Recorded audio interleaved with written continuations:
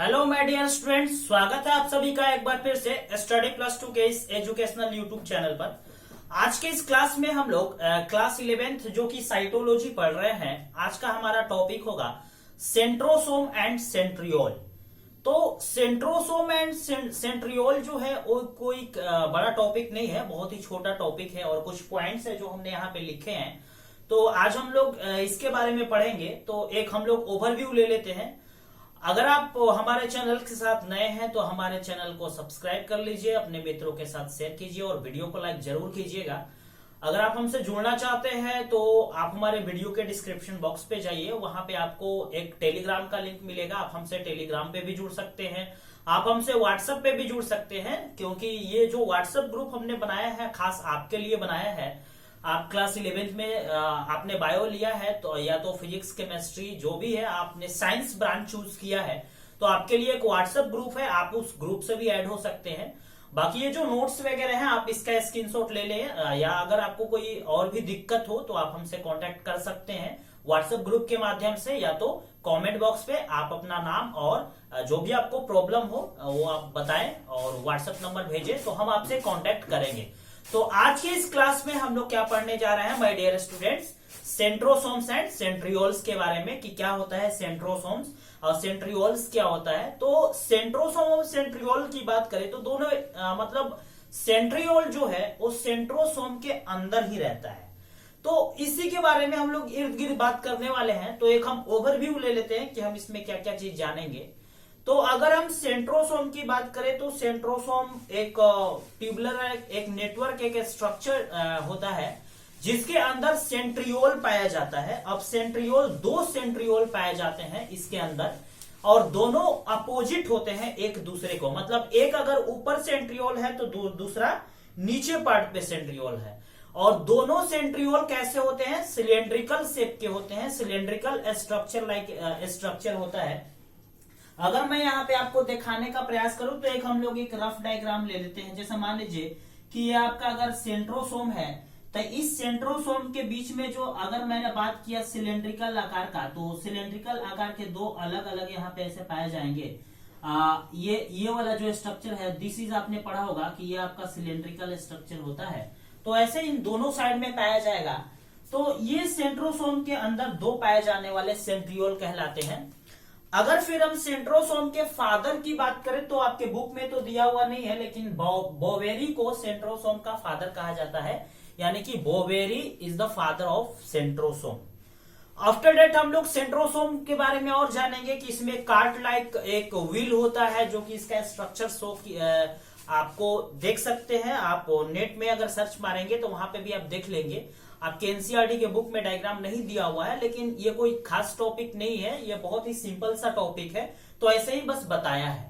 इसमें भी वही फ्लैजिला, और अगर बात करें तो इससे पहले हमने जो आपको बताया था साइटोस्केलेटन, और उसमें हमने आपको सीलिया और फ्लैजिला के बारे में पढ़ाया था। तो इसमें भी सीलिया और फ्लैजिला से रिलेटेड इसका वर्क होता है, तो जिसके बारे में हम अपने नोट्स में डिस्कस करेंगे।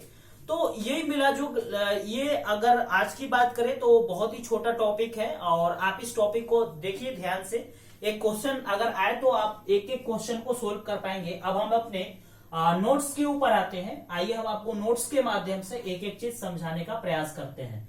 तो अगर हम पहले पॉइंट की बात करें तो आप यहाँ पे देख सकते हैं जो कि सेंट्रोसोम के बारे में हमने आपको बताया था। ये क्या होता है कि ये एक ऑर्गेनेल है। ऑर्गेनेल कहने का मतलब कि ये भी एक सेल का पार्ट है। क्या है, ये भी एक सेल का पार्ट है।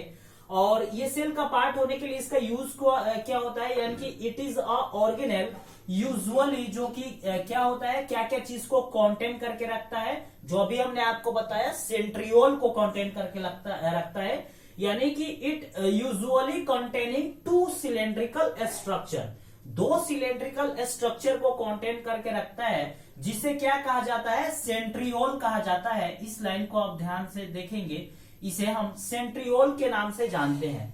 आफ्टर डेट अब हम सेंट्रियोल के बारे में कुछ जान लेते हैं। तो इसके नेक्स्ट वाले पॉइंट को अगर हम देखेंगे तो कह रहा है कि ये जो सेंट्रियोल होते हैं, ये सेंट्रियोल किस चीज से सराउंडेड होते हैं, they are surrounded by amorphous. Amorphous जो होता है वो एमोर्फस पेरी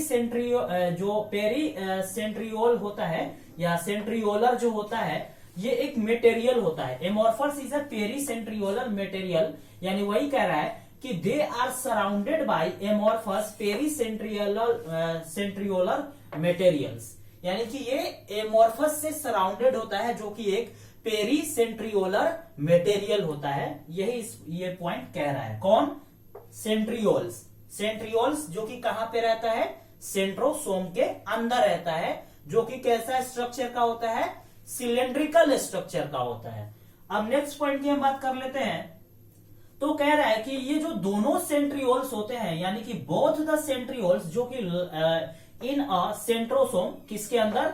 सेंट्रोसोम के अंदर, वो क्या होते हैं? लाई होते हैं, यानी कि पड़े हुए होते हैं। उस पे किस चीज पे लाई होते हैं? Perpendicular to the each other, एक दूसरे के परपेंडिकुलर होते हैं। देखिए परपेंडिकुलर की अगर हम बात करें तो आपने देखा होगा ऐसा साइन होता है परपेंडिकुलर का। जैसे मान लीजिए कि ये अगर आपका सेंट्रियोल है या ये आपका सेंट्रोसोम है, तो ये एक दूसरे के ऊपर क्या है? परपेंडिकुलर है। क्या है? परपेंडिकुलर है। तो दिस इज द कौन परपेंडिकुलर है? Centriole perpendicular.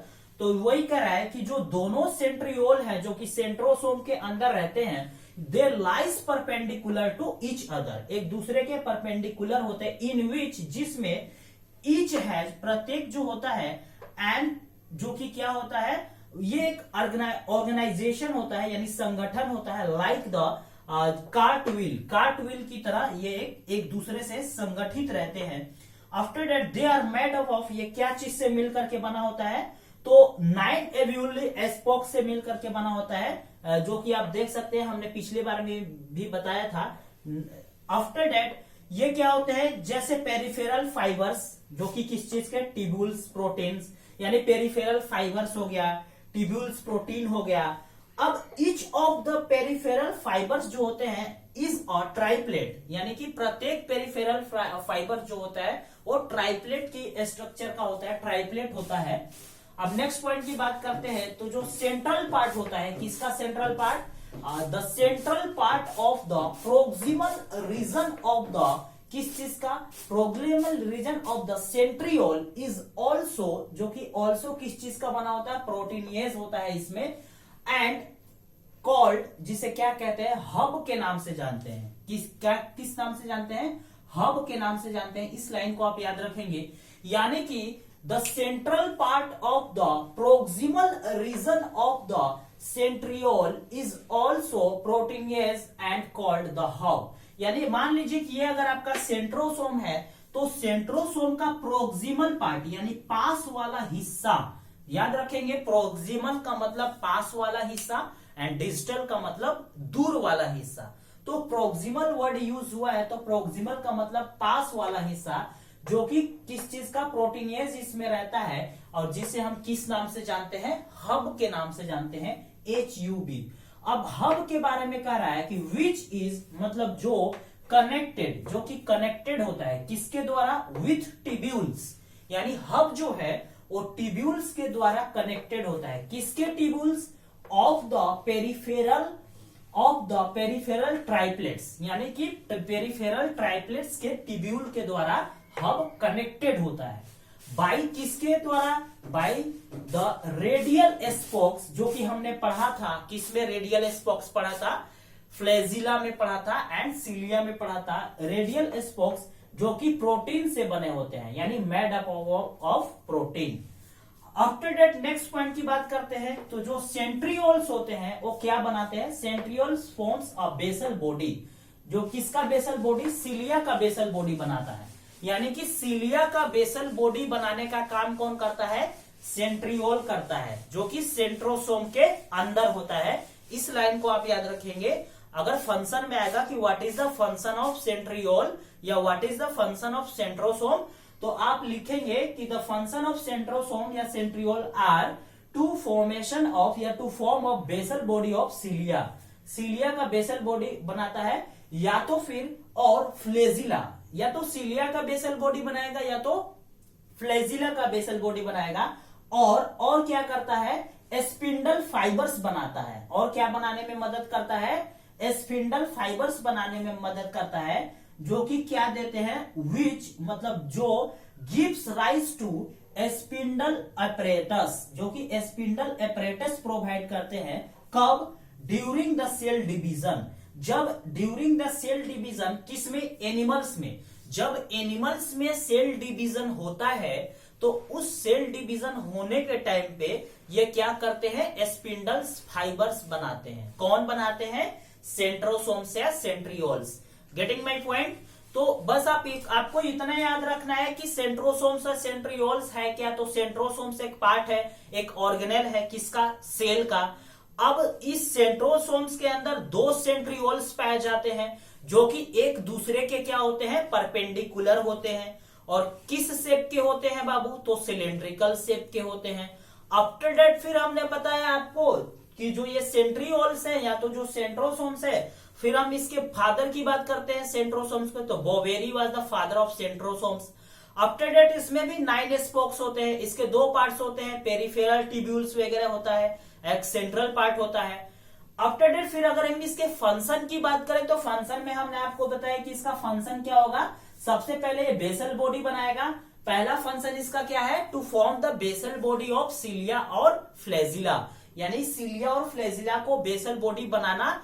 And the next function, अगर दूसरे फंक्शन की बात करें तो ये स्पिंडल्स फाइबर्स बनाता है, जो कि गिब्स राइट्स स्पिंडल्स प्रोवाइड करता है, स्पिंडल्स एपरेटस देता है। कब? तो during cell division in animals. जब एनिमल सेल में सेल डिवीजन होता है तो उस टाइम पे ये क्या बनाता है? स्पिंडल्स फाइबर्स बनाता है, जो कि स्पिंडल्स एपरेटस प्रोवाइड करता है। तो ये हमारा आज का टॉपिक था, सेंट्रोसोम्स एंड सेंट्रियोल्स। बहुत ही छोटा टॉपिक है, बहुत ही इंटरेस्टिंग टॉपिक है। आप इसे देख लेंगे एक बार तो आपको बाकायदे याद हो जाएगा। तो नेक्स्ट क्लास में अब हम लोग न्यूक्लियस पढ़ेंगे, यानी न्यूक्लियस कहने का मतलब कि केंद्रक पढ़ेंगे कि केंद्रक क्या है। अब सेंट्रोसोम्स को अगर हिंदी में बोले तो सेंट्रोसोम्स को ताराकाय कहते हैं। सेंट्रोसोम्स का हिंदी ताराकाय होता है। अगर न्यूक्लियस की अब फिर हम लोग नेक्स्ट क्लास में बात करेंगे कि न्यूक्लियस क्या है, न्यूक्लियस में डीएनए आरएनए पाया जाता है। तो इन सारी वीडियोस को आपको एक एक कर करके दिया जाएगा। अगर आपने हमारा प्रीवियस वीडियो नहीं देखा है तो आप हमारे चैनल के प्लेलिस्ट पे जाएंगे तो वहां पे आपको एक एक वीडियो उपलब्ध है, आप वहां से देख सकते हैं। तो आप हमारे चैनल को सब्सक्राइब जरूर कीजिएगा, वीडियो को लाइक कीजिएगा, अपने मित्रों के साथ शेयर कीजिएगा, जो आपके फ्रेंड्स हैं जिन्होंने बायो ले रखा है या जो मेडिकल की प्रिपरेशन में लगे हुए हैं, नीट के या तो और भी स्टेट मेडिकल एग्जामिनेशन के। तो मिलेंगे आपसे नेक्स्ट वीडियो में नेक्स्ट टॉपिक के साथ। तब तक के लिए thank you, have a nice day and love you all.